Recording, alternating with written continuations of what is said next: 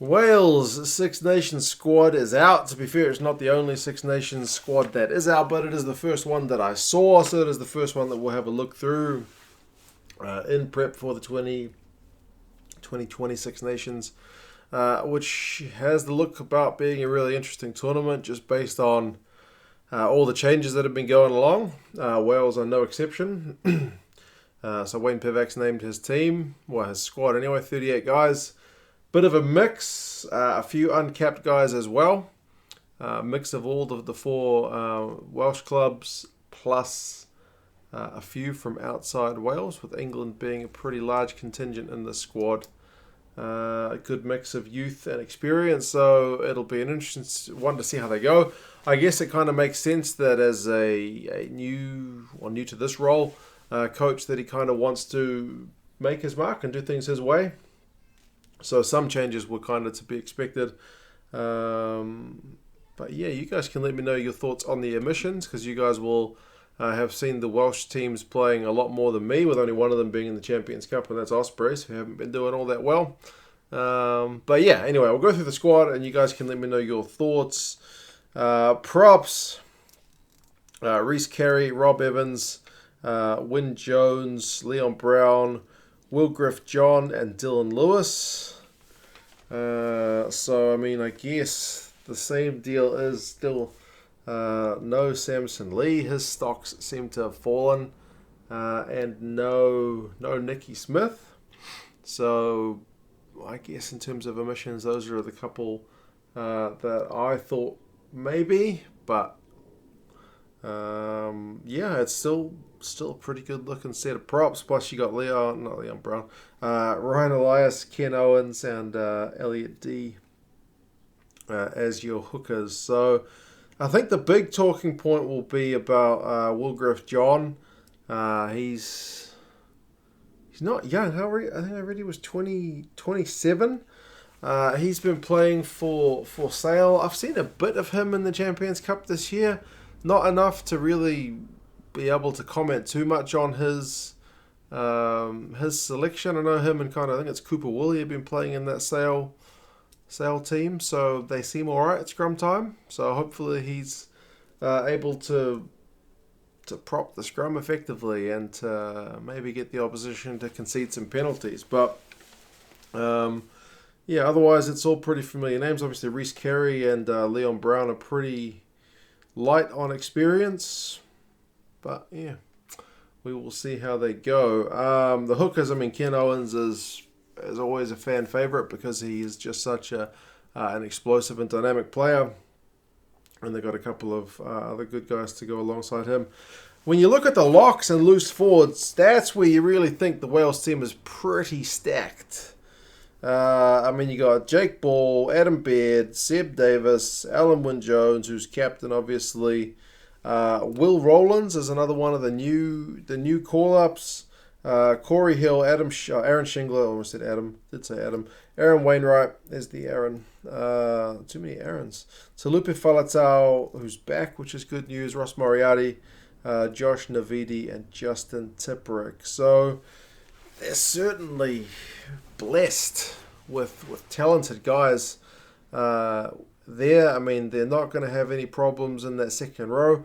Will Rowlands is an interesting one. Again, like, when I saw that name, I couldn't even picture his face.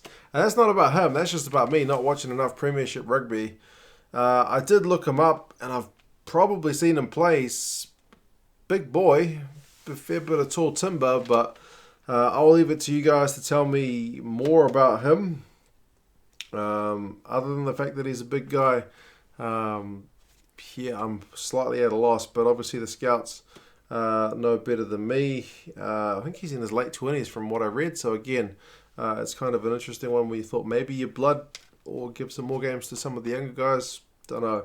But I mean, the likes of Jake Ball, Adam Baird, Alan Wyn, and Seb Davis, whether he's playing in the back row or second row, still plenty to like about that. The back row is pretty crowded, man. Navidi, he's fit again. Tipperick's one of my favourite players in the world, let alone Wales, just because he is so competitive at the breakdown. Falatau being back is very, very good news for Wales, because I mean, I do like Moriarty as well, but he's a different kind of player from Faletau, isn't he? If Faletau's fit and he's able to get some go-forward ball from the back of that scrum, look out opposition because he will cause problems. Wainwright also very, very dynamic. Not so much just... he's not like a big... I mean, he's a big guy, but they're all big guys. But he's not kind of just crash ball. He's silky skills as well. Shingler, versatile, kind of like Seb Davis, and then Corey Hill's no slouch as well. So, locks and back row, you got to be pretty happy. I would say scrum time is probably one more to watch to see how they go, because I seem to remember they got bossed around a wee bit in the Six Nations last year. Not terribly, but it's definitely one area that they'll want to stand up and be getting. Not just parity, but be wanting to put other teams under the pump as well. Into the backs, Gareth Davis, Reese Webb, and Thomas Williams. So Reese Webb, seeing as he's announced he's going to come back to Wales, has found his way back into the Welsh squad. So that means no Aled Davis, which is, I guess, kind of a pity.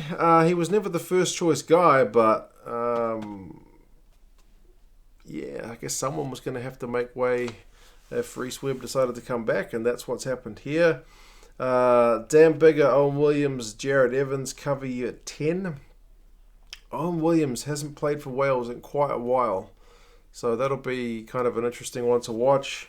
Obviously Anscombe's still not available. Pacho, I believe, still recovering, so that kind of, I guess, opened up some spots in the side. Jared Evans is still one to watch, I think, in terms of his development. He's going to be benefiting from every minute that he can get in the Wales jersey. Hadley Parks, no doubt he was going to make the squad. Nick Tompkins from Saracens. His one's an interesting selection. Owen Watkin, despite having kind of knee problems, he's still recovering from. George North, Josh Adams, Owen Lane, Johnny Mcnichol, Luis rees-zammit, tidy looking player. Jonah Holmes also recovering from injury. Lee Halfpenny and Liam Williams apparently is going to be fit. So from those kind of outside backs and midfielders that I mentioned, obviously there's no Jonathan Davis. His knees ruled him out, so that's a massive loss. But you still got Hadley Parks, who's well experienced by this point, very consistent. Nick Tompkins from Saracens, not captured by England. I think he's 24, I read. He's played for England at, kind of junior levels and whatnot, but still never officially captured. So he's got a Welsh grandmother.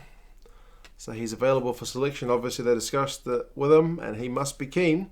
They wouldn't have named him unless they'd talked about it with him. That's one of the ones that seems to be causing a wee bit of debate online, from English fans saying it's kind of a big loss, some Welsh fans saying, this is our gain, and other people saying we shouldn't be just going after people because they've got a Welsh granny. So people prefer to get guys locally based, I suppose, with closer roots to Wales, but that's always a debate in rugby.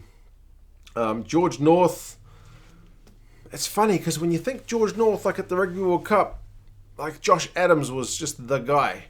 He was scoring tries for fun and getting line breaks, clean breaks, beating defenders. He was just amazing. And George North was relatively quiet. I mean, I know he's been playing a bit in the midfield as well.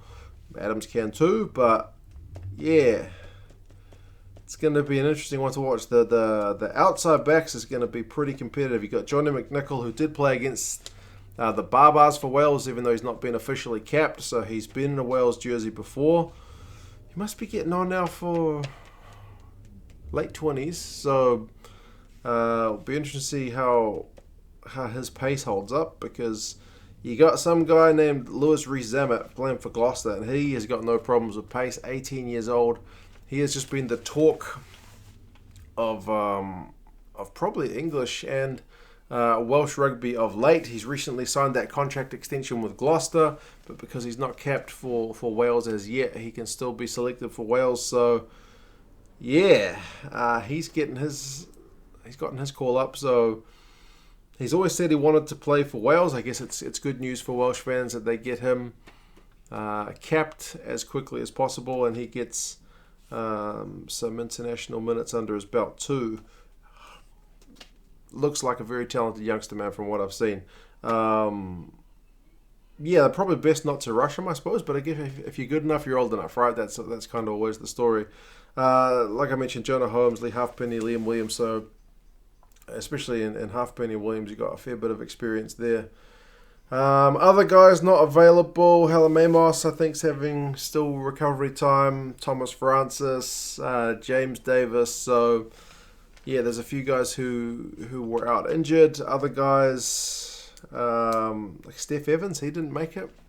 We're a bit disappointing. There's some talk that he may end up going to France. There's some French teams interested in him when he comes off contract. That'll be a bit disappointing for him to go.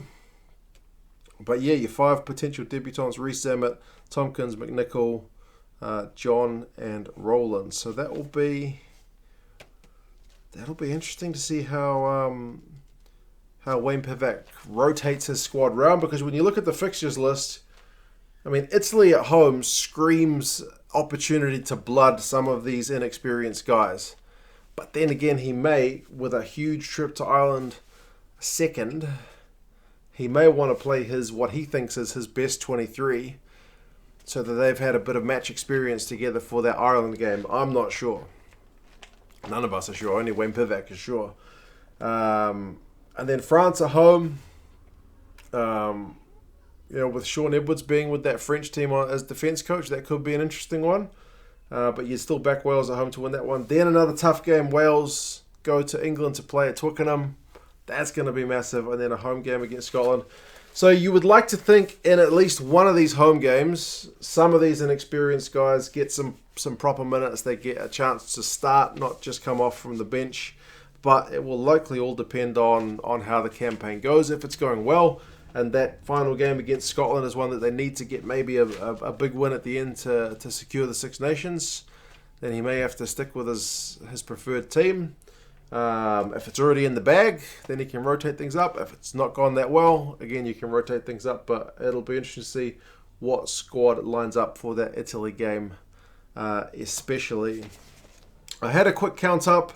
Looks like you got 10 guys from Scarlets, 6 from Dragons and the Blues, and then 5 from Ospreys. 1 based in France, which is Rhys Webb, and then 10 based in England. So that 10 based in England, I think, will be a wee bit of a talking point. It seems like Wayne Pivac's looking to explore every option available to get the best team on the park as possible. Whether that costs some of the guys who are based, playing for the Welsh teams, you guys can let me know. But yeah, that's the Welsh squad. Very, very fascinating. It's not too far away. I am pumped to see how Pivac goes. It's been such a long time under Gatland that, yeah, it'll just be interesting to watch. And then some of these young guys coming through, some of these old guys kind of maybe getting pushed out.